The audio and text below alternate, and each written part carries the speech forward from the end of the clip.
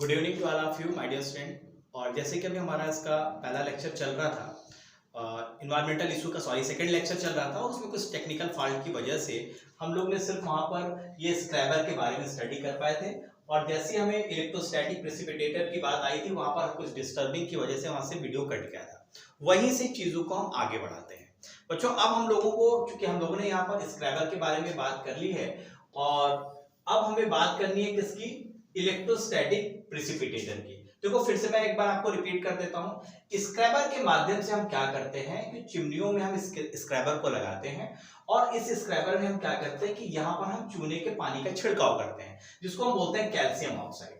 तो यहाँ पर कैल्शियम ऑक्साइड को छिड़काव करने के लिए छोटे छोटे यहाँ पर झरने टाइप के लगे रहते हैं, फवारे लगे रहते हैं, और यहाँ से जो डर्टी एयर जाती है, उस डर्टी एयर में तीन चीजें होती हैं। एक तो होता है कार्बन डाइऑक्साइड, सल्फर डाइऑक्साइड और नाइट्रोजन ऑक्साइड। तो जब कार्बन डाइऑक्साइड में ये चूने का पानी पड़ता है, तो ये कार्बन डाइऑक्साइड को कैल्शियम कार्बोनेट में कन्वर्ट कर देता है, जो सॉलिड है।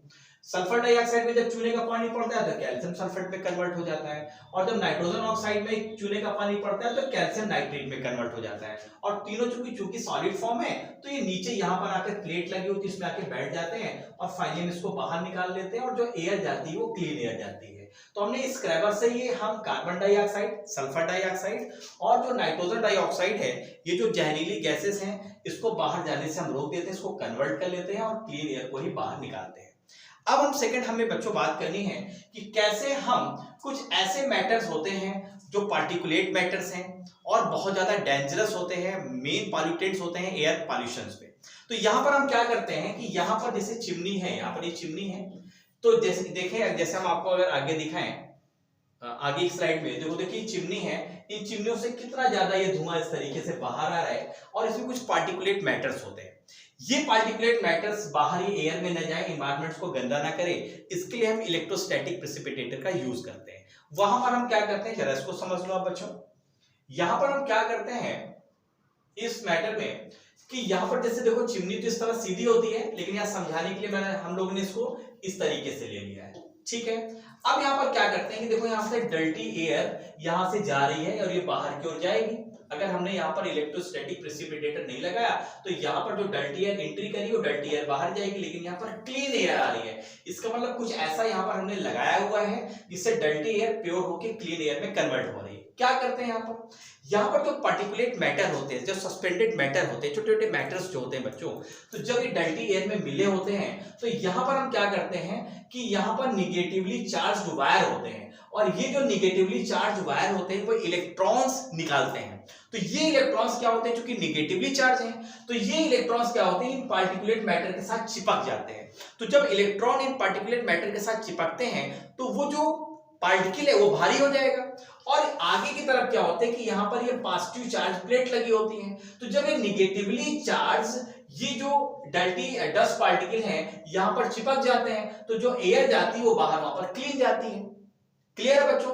तो इसको हम बोलते हैं इलेक्ट्रोस्टैटिक प्रेसिपिटेटर। और यहाँ पर फाइनली ग्राउंडेड प्लेट्स होती है, उससे हम बाहर ही कलेक्ट कर लेते हैं, और बार बार साफ करके फिर हम प्लेट्स को यहाँ पर लगा देते हैं, और लगातार यहाँ से साफ हवा बाहर इन्वायरमेंट्स पे जाती रहती है।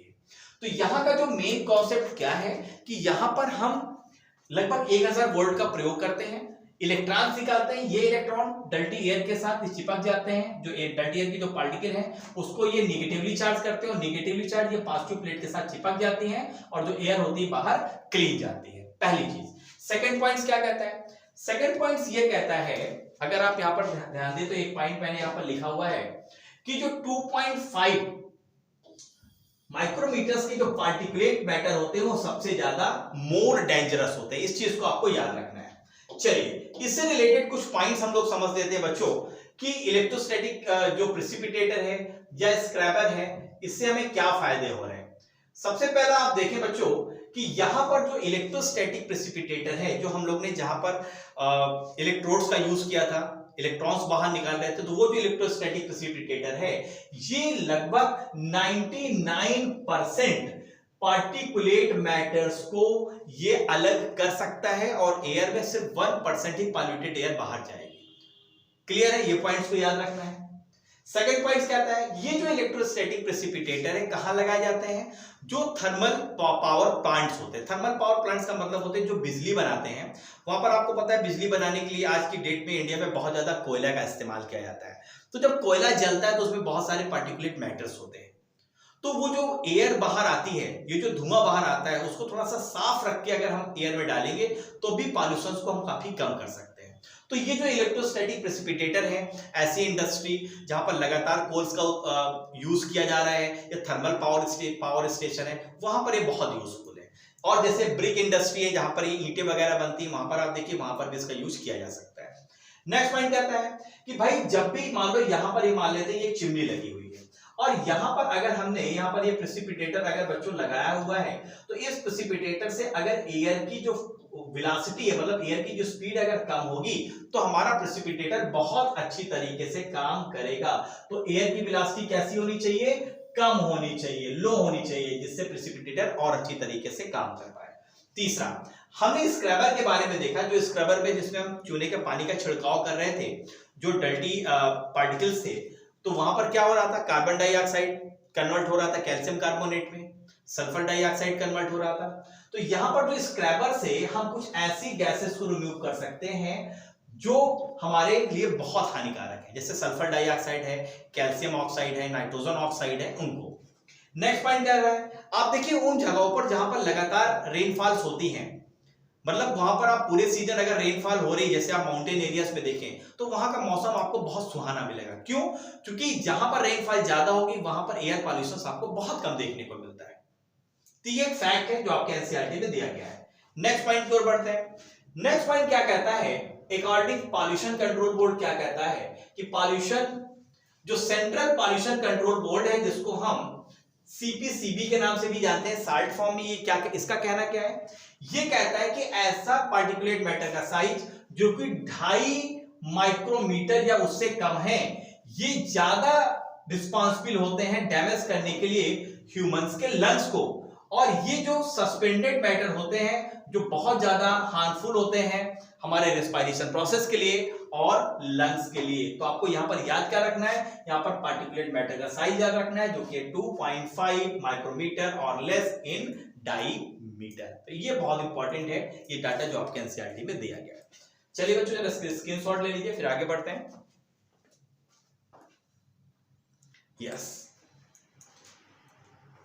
अब अगर हम बात करें बच्चों कि जिस तरीके से एयर पॉल्यूशन बढ़ रहे हैं, उस एयर पॉल्यूशन को बढ़ाने में जो आज की डेट में सबसे ज्यादा योगदान है, आपको पता है ऑटोमोबाइल इंडस्ट्री का है।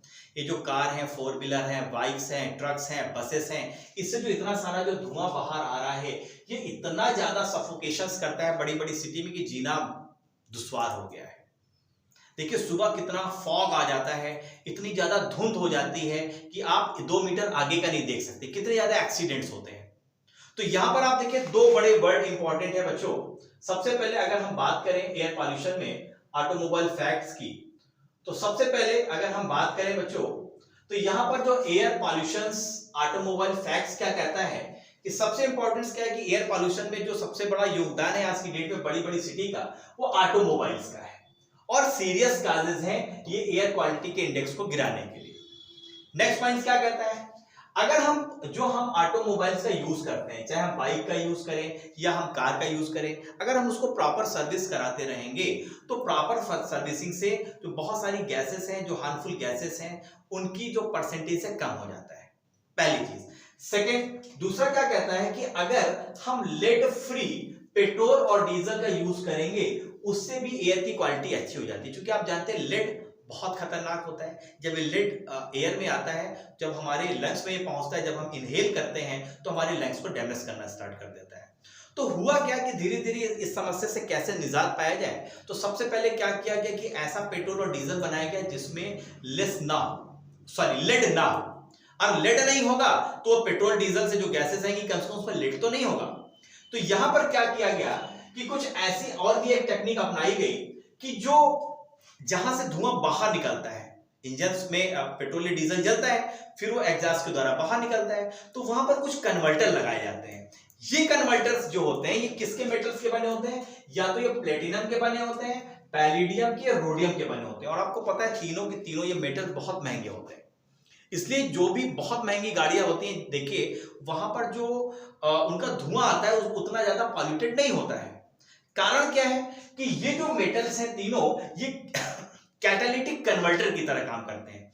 अगर धुएं में अगर उपस्थित है क्या क्या, अगर धुएं में अनबर्न हाइड्रोकार्बन उपस्थित है, ऐसा हाइड्रोकार्बन जो पूरी तरह से अभी जला नहीं है, या उसमें कार्बन मोनोऑक्साइड उपस्थित है, या उसमें नाइट्रिक ऑक्साइड उपस्थित है, तो इन तीनों को ऐसे फॉर्म में कन्वर्ट कर देते हैं जो लेस हार्मफुल है। जैसे ये जो कैटालिटिक कन्वर्टर अगर लगे होंगे ऑटोमोबाइल में बच्चों, जहां से धुआं निकलता है, तो ये क्या करते हैं कि जो अनबर्न हाइड्रोकार्बन है बच्चों, इसको कार्बन डाइऑक्साइड और वाटर में कन्वर्ट कर देते हैं। अब आप कहोगे सर कार्बन डाइऑक्साइड भी तो हार्मफुल है, लेकिन बच्चों उतना हार्मफुल तो नहीं है जितना कि हमारा कार्बन मोनोऑक्साइड था। क्लियर है? जैसे कार्बन मोनोऑक्साइड को किस में कन्वर्ट कर रहे हैं, ये कार्बन डाइऑक्साइड में कन्वर्ट कर देते हैं। नाइट्रिक ऑक्साइड को ये किस में कन्वर्ट कर दे रहे हैं, नाइट्रोजन गैस में कन्वर्ट कर दे रहे हो। नाइट्रोजन गैस तो ऑलरेडी 78% हमारे एटमॉस्फेयर में है। तो अगर ये कैटालिटिक कन्वर्टर ऑटोमोबाइल्स में लगे होंगे, कार में लगे होंगे, बाइक्स में लगे होंगे, तो वहां से जो धुआं निकल रहा है, कम से कम ये जो जहरीली गैसेस है ये तो एनवायरमेंट्स में नहीं आएगी, और इसका ऑलरेडी प्रयोग भी स्टार्ट हो चुका है। आगे मैं आपको और आज के बारे में बताने वाला हूं जो नेक्स्ट लेक्चर्स होंगे। ठीक है बच्चों, तो फाइनली अगर आप यहां पर देखें तो आप देखेंगे कि जो ऑटोमोबाइल से धुआं आ रहा है उसको कम करने के लिए कैटालिटिक कन्वर्टर का यूज किया जाता है। लेकिन अगर ये ऑटोमोबाइल्स में आप ऐसे पेट्रोल और डीजल का यूज करेंगे जिसमें ऑलरेडी लेड है, सीसा है, तो ये लेड क्या करता है, इन कैटलिस्ट को ये इनएक्टिवेट कर देता है। तो जब इनएक्टिवेट कर देगा तो भाई ये कन्वर्ट ही नहीं कर पाएंगे, तो फिर कार्बन मोनोऑक्साइड के फॉर्म में ही बाहर आएगी, कार्बन डाइऑक्साइड के फॉर्म में बाहर नहीं आएगी। क्लियर है? नाइट्रोजन ऑक्साइड जो है वो नाइट्रोजन गैस के फॉर्म में बाहर नहीं आएगी, वो नाइट्रोजन ऑक्साइड्स के फॉर्म में ही बाहर आएगी, जो हमारे लिए बहुत घातक होगा। नेक्स्ट अगर हम बात करें बच्चों, जो प्योर हाइड्रोकार्बन होता है वो आपको पता है हमेशा ऑलवेज कन्वर्ट आफ्टर बर्न इन कार्बन डाइऑक्साइड। अगर प्योर हाइड्रोकार्बन और पूरी तरह से अगर ये चल गया तो ये फिर ये कार्बन डाइऑक्साइड में कन्वर्ट हो जाएगा। चलिए नेक्स्ट पॉइंट पर पढ़ते हैं, कुछ और पॉइंट्स देखते हैं। अब कुछ एक केस स्टडी दी है आपके एनसीईआरटी में, कहा गया है कि 1990 में एक सर्वे किया गया था और इसमें वर्ल्ड की 41 मोस्ट पॉल्यूटेड सिटीज का सर्वे किया गया। उसमें से जो दिल्ली आई उसका रैंक चौथा था पूरे विश्व की कितनी कंट्री का, 41 मोस्ट पॉल्यूटेड सिटीज का उसमें देखा गया, सर्वे किया गया, जिसमें दिल्ली का रैंक कौन सा आया था, चौथा आया था 1990 में। अब तो 2021 चल रहा है, आप सोचो रैंक कितना ज्यादा बढ़ चुका होगा। सेकंड, दिल्ली में इतने ज्यादा व्हीकल है बच्चों कि पूरे व्हीकल आप गुजरात के काउंट कर लीजिए और पूरे व्हीकल आप वेस्ट बंगाल के काउंट कर लीजिए, इन दोनों की काउंटिंग दिल्ली में व्हीकल जो उपस्थित है उसकी काउंटिंग के बराबर होगी। इतने ज्यादा दिल्ली आज की डेट में व्हीकल है। अब इन व्हीकल से लगातार धुआं निकल रहा था, तो क्या किया जाए, सुप्रीम कोर्ट ने आदेश दिया, हाई कोर्ट ने आदेश दिया कि भाई इस पॉल्यूशन को आप कम करिए, लोगों का जीना दुश्वार हो रहा है। तो यहां पर सबसे पहले ये लाया गया कि भाई अब हम पेट्रोल और डीजल की जगह सीएनजी का यूज करेंगे और ऐसे ऑटोमोबाइल्स का यूज करेंगे जिसमें सीएनजी ईंधन के रूप में प्रयोग होता हो इन प्लेस ऑफ पेट्रोल और डीजल। तो आपको पता है कि 2002 में पूरे दिल्ली में जितनी भी बसेस थी, पब्लिक ट्रांसपोर्ट था, उसको सीएनजी बसों में कन्वर्ट कर दिया गया। तो ये डाटा है बच्चों जिसको आपको नोट डाउन करना है। चलो इसका स्क्रीनशॉट ले लीजिए, फिर आगे बढ़ते हैं। चलिए, तो हुआ क्या कि जो भी अब कार थी, बाइक थी, उनको ये कहा गया कि भाई इसमें ऐसे इंजन लगाए जाए जिसमें फ्यूल के फॉर्म में हम सीएनजी का उपयोग करें। लेकिन माइंड में आता है भाई सीएनजी में ऐसा क्या है जो पेट्रोल डीजल में नहीं है, तो जरा इसको आप समझ लो। यहां पर अगर आप समझें कि क्यों हम सीएनजी का यूज करें, तो तीन इसके कारण है। पहला कारण क्या है कि ये पूरा का पूरा जो हाइड्रोकार्बन है पूरा का पूरा जल जाता है, इसलिए जो बाहर आएगी वो किस फॉर्म में आएगा, कार्बन डाइऑक्साइड बाहर आएगी, पहली चीज। सेकेंड, क्योंकि ये पेट्रोल और डीजल से सस्ता है इसलिए भी बहुत अच्छा विकल्प है। और तीसरा, इसमें किसी भी तरीके की मिलावट, एडल्ट्रेशन नहीं किया जा सकता जो पहले पेट्रोल के साथ किया जाता था। आपको पता है पेट्रोल महंगा है, डीजल मिट्टी के तेल सस्ते हैं, तो पेट्रोल में हम क्या करते थे, मिट्टी के तेल मिला देते थे या तो डीजल मिला देते थे। तो वो संभावना भी सीएनजी यहां पर खत्म कर देता है। तो तीन ये वो रास्ते हैं, ये तीन रीजन है जिसकी वजह से सीएनजी का उपयोग करना चाहिए। एक तो ये पॉल्यूटेड गैसेस बाहर नहीं निकल रहा है, पूरी तरह से जल जा रहा है। यस, तो ये बहुत इंपॉर्टेंट रीजन है। दूसरा, प्रॉब्लम्स क्या थी भाई सीएनजी का यूज करने का? सबसे बड़ा प्रॉब्लम्स ये थी कि भाई अगर आप ऑटोमोबाइल सीएनजी ला रहे हैं तो आपको सीएनजी के पंप भी तो लगाने पड़ेंगे। तो फिर आपको पता है सीएनजी पंप के लाइसेंस बनने स्टार्ट हुए, लाइसेंस मिलने स्टार्ट हुए, लोगों ने जगह जगह पर, आज आपको पता है हर बड़ी सिटी में आपको सीएनजी के पंप्स मिल जाएंगे और आज की डेट में ये प्रॉब्लम पूरी तरह से सॉल्व हो चुकी है। ओके बच्चों, चलिए, तो इस तरीके से आज इस लेक्चर में तो बच्चों जो हमारा पहला जो सेकंड लेक्चर था उससे जो छूट गया था उसको मैंने यहाँ पर कंप्लीट करा है। तो जो बच्चे यहाँ पर नए हैं बच्चों, उन सभी को मैं बता देता हूँ, अगर आप चाहते हैं कि सारे के सारे लेक्चर्स आपको एक जगह आपको मिल जाए, यस, तो आपको करना क्या है, आपको गूगल प्ले स्टोर में जाके हमारे लर्निंग ऐप है DLC my education Kevin media, उसको यहाँ से डाउनलोड करिए। एक बार आपके सारे लेक्चर्स और नोट्स आपको पीडीएफ के फॉर्म पे मिल जाएंगे। कोई प्रॉब्लम आती है, यहाँ पर 2 मोबाइल नंबर दिए गए हैं, इस पे भी डायरेक्ट फोन करके आप अपनी प्रॉब्लम को सॉल्व करा सकते हैं। और अगर ये लेक्चर अभी आप YouTube पे देख रहे हैं तो अभी के अभी चैनल को सब्सक्राइब कर लीजिए, बेल आइकन जरूर प्रेस कर लीजिए, जिससे आने वाले लेक्चर्स के नोटिफिकेशन टाइम टू टाइम आपको मिलते रहे। और आप सभी के लिए जबरदस्त इंफॉर्मेशन है कि बहुत जल्दी मैं लाइव आपको आने वाला हूँ, लाइव पढ़ाने वाला हूँ शाम को। तो जो बच्चे चाहते हैं कि मेरे साथ लाइव सेशंस को अटेंड करना चाहते हैं, पूरी की पूरी बायो कंप्लीट करना चाहते हैं बच्चों, तो चैनल को जरूर सब्सक्राइब कर लीजिए और अपने दोस्तों को भी सब्सक्राइब कराइए। चलिए मिलते हैं नेक्स्ट लेक्चर में। और अगर ये लेक्चर आपको अच्छा लगा है तो कमेंट्स करके जरूर मुझे बताइएगा, क्योंकि जो भी आप कमेंट्स करते हैं बच्चों हम उसको जरूर पढ़ते हैं और इससे हमको मोटिवेशन मिलता है। तो मिलते हैं, बाय बाय नेक्स्ट लेक्चर में। Thank you, bye bye, have a nice day, bye.